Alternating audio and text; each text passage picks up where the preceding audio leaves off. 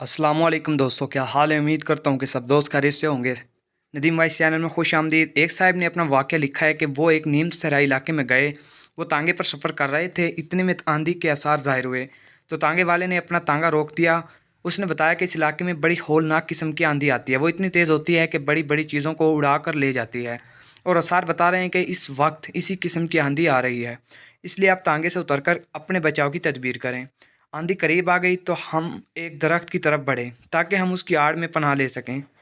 तांगे वाले ने हमें दरख्त की तरफ जाते हुए देखा तो चीख पड़ा। उसने कहा, आप दरख्त के नीचे हरगिज़ न जाएं।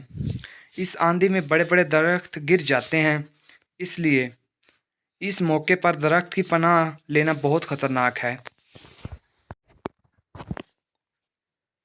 इसने कहा, इस आंधी के मुकाबले में बचाव की एक ही सूरत है और वो ये है कि आप खुली ज़मीन पर औंधे होकर लेट जाएं। हमने तांगे वाले के कहने पर अमल किया और ज़मीन पर मुंह नीचे करके लेट गया। आंधी आई और बहुत ज़ोर के साथ आई। वो बहुत से दरख्तों और टीलों तक को उड़ा कर ले गई, लेकिन ये सारा तूफान हमारे ऊपर से गुजरता रहा और ज़मीन की सतह पर हम महफूज पड़े रहे। कुछ देर के बाद जब आंधी का ज़ोर ख़त्म हुआ तो हम उठ गए। हमने महसूस किया कि तांगे वाले की बात बिल्कुल दुरुस्त थी। आंधियाँ उठती हैं तो इनका ज़ोर हमेशा ऊपर ऊपर रहता है। ज़मीन के नीचे की सतह उसकी बराह रास्त जद से महफूज रहती है। ये वजह है कि आंधी में खड़े हुए दरख्त तो उखड़ जाते हैं, मगर ज़मीन पर फैली हुई घास बदस्तूर कायम रहती है। ऐसी हालत में आंधी से बचाव की सबसे ज़्यादा कामयाब तदबीर यह है कि वक्ती तौर पर अपने आप को नीचा कर लिया जाए। यह कुदरत का सबक है जो बताता है कि ज़िंदगी के तूफ़ानों से बचने का तरीका क्या है। इसका सादा तरीका यह है कि जब आंधी उठे तो वक्ती तौर पर अपना झंडा नीचे कर लो। कोई शख्स इश्ताल अंगेज़ बात कहे तो तुम उसकी तरफ से अपने कान बंद कर लो।